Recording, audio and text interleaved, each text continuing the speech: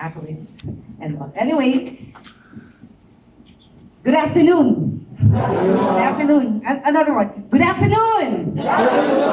Actually, ako yun eh. Ako yung nagpapalakas para magising. And Happy New Year to all of you. I'm pretty excited to share with you my sort of nuggets of wisdom learned from my 28 years of media practice. Who among you were born like in the 90s? Earlier than the 90s? Later than the 90s? See? Just imagine that. During the 90s, I was already there outside practicing media and public relations.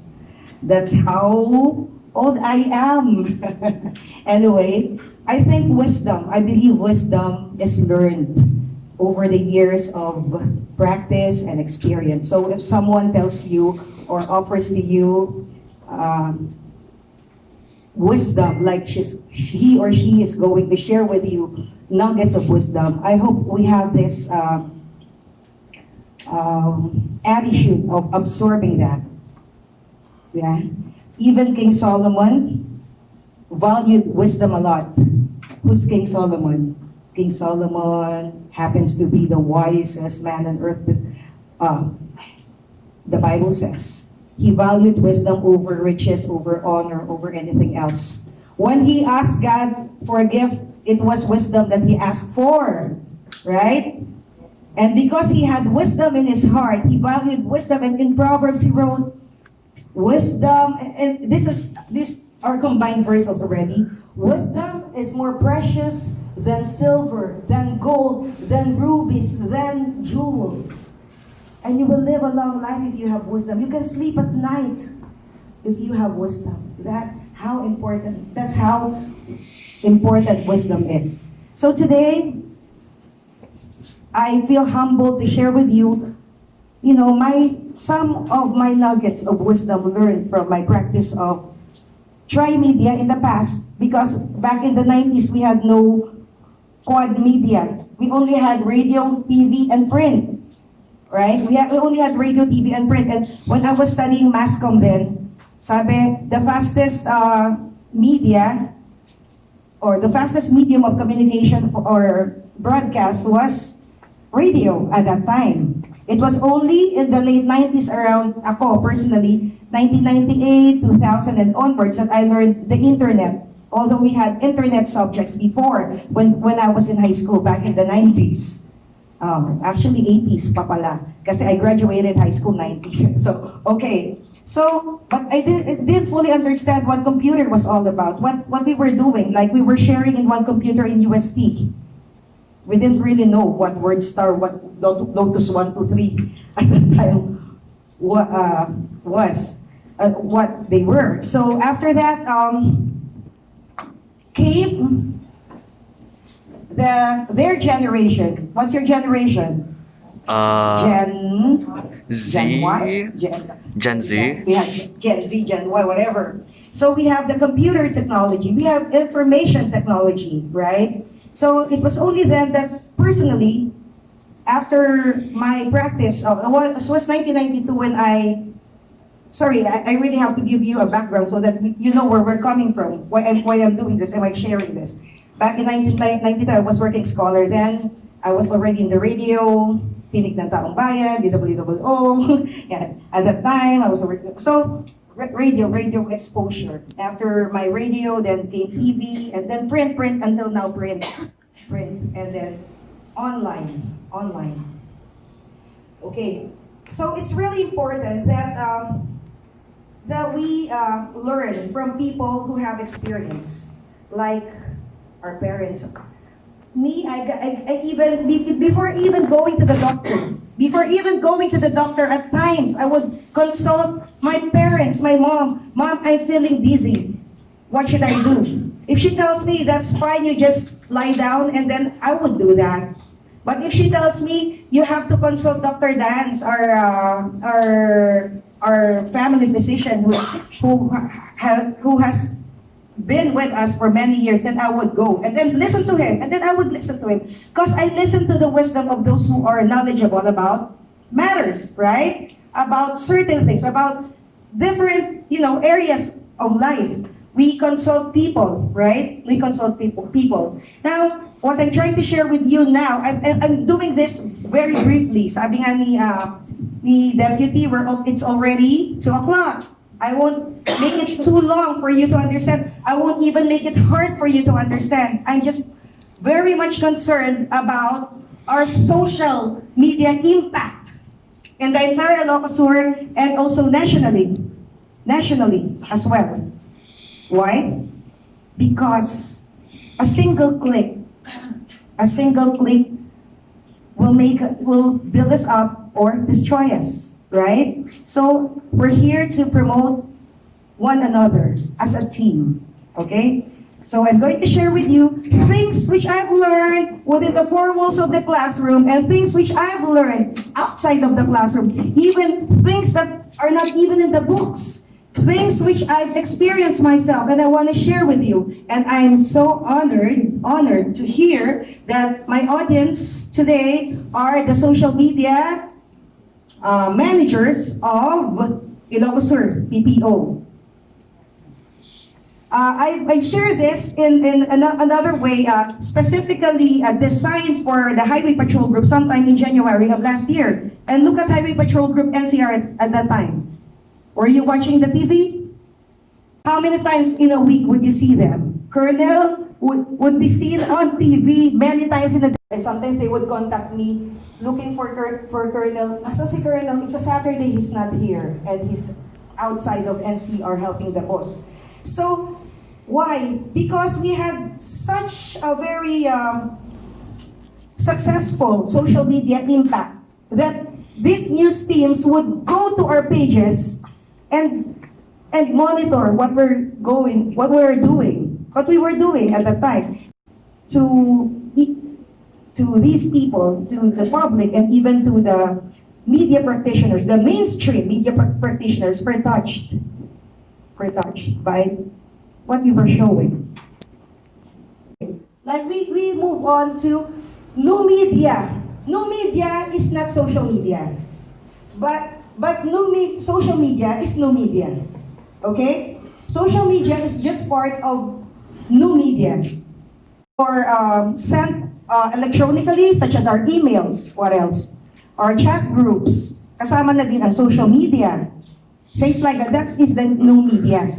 And even our podcasts, that's new media. Alright? If you want the world to listen to you, then go ahead and speak out and go live. See? That's how handy social media or electronic media communications is at this time. So it's really important we are aware of our trust as a team. I'm not referring to our personal social media here. I'm referring to promoting a brand. We are promoting a brand. What is our brand? What is our brand? Ilocos Sur PPO. That is the brand that we are going to promote. Everybody would promote the same brand. If I promote Tolak Angin, this is Tolak Angin. So ito yung pinapromote kong pangalan. Tolak Angin, lahat Tolak Angin ang ipropromote. But this time we're gonna promote Ilocos Sur PPO. Collectively. And individually in our offices. So if we know that's the thrust and that's the purpose of our social media and new media communication engagements, then we will have better understanding or better impact on society. Kasi sayang so far today in your station, Miss, please. Mas debates dito kami sa PPO. Ano bang ginawa nyo sa maghapon na to? Kahit isa lang. Bale, sa reporting mo, on our daily PCR report mo. Oh, PCR report. Pak! Kuha ka ng camera, click! Doing your PCR report. Miss blah, blah, blah, blah, blah, doing your PCR report. I serve PPO, something like that. Anything that we do, anything good that we do, we're doing our jobs, we can post them up, right? Is it news, really? Maybe not really news, but something interesting or something that would inspire people.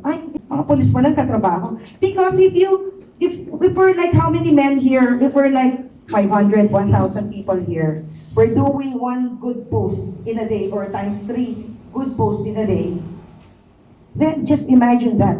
Matatabunan yung mga negative publicities. It's really important that we know how to use new media. Yung communication strategy. It's a strategy. What we're learning now are strategies, okay? Sige na, dyan na, para hindi na tayo maligaw. Punta na ako sa outline para mabilis. Okay. Click, please. Okay, communication basically, sender, message, language, receiver. Okay. Yun yung communication. Nagsasalita ako, I'm the sender. Anong message ko? No media communication strategies for PCR, or actually, the hidden, what's this topic is new media for new normal. Ito yung new media for new normal. We're going to use new media as a weapon, as a tool, okay? As a tool to promote our Ilocos PPO. And in turn, Ilocos PPO, PNP. Right? Kasi minsan gumawa ka, when you do something wrong, when you do just a single wrong in society, you are being looked upon as that's you. Nakita ka, ay, parang ikaw na yun, right? But if you do something good, yan, pagka marami tayong good doers, and then we'll be able to communicate the right message. Okay? We transmit, share information, message. That's communication. Communication is like when the babies are born, gaganyan, nagbi-beautiful, beautiful eyes. It's communication, right? Pagka yung mga anak nyo dyan, o mga pamangkin nyo, when they start looking at you and tatawa, are you not touched, or are you not in a way being affected by how they smile at you, how they giggle or something? Because that's communication. It's not always a word. I mean, you have gesticulations, you can gesticulate, yung gestures, di ba? Yung nanay nyo, nasabihan ba kayo before, bako kasi isang tingin. Pag nalaki na yung mata niya. Walang sinasabi, pero alam mo yon. That's communication. Right? Even our pets have communication. What more tayo? So, verbal and verbal, written, visual, electronic communication, social media communication, and we'll do everything here. Verbal, maybe non-verbal also, because maybe pictures, for example, when we post up pictures on social media, it's non-verbal, but it gives a lot of meaning. Sometimes you don't even have to write nobela, pero people would understand what you're doing, right? Written, visual, electronic. Alam mo yung sa mga bata, when we start learning, like when, sino may anak na? Okay. Alam mo yung bata yung may flashcard sa una, wala pang letters yan. Apple, flower, yan, tinuturuan natin sila. Ball, yan. We start with visuals. So, you apply that. The basic learning we learn from our childhood, from our babyhood, we apply that, in fact, in social media. Visual, because normal yan, even the bata can understand eh.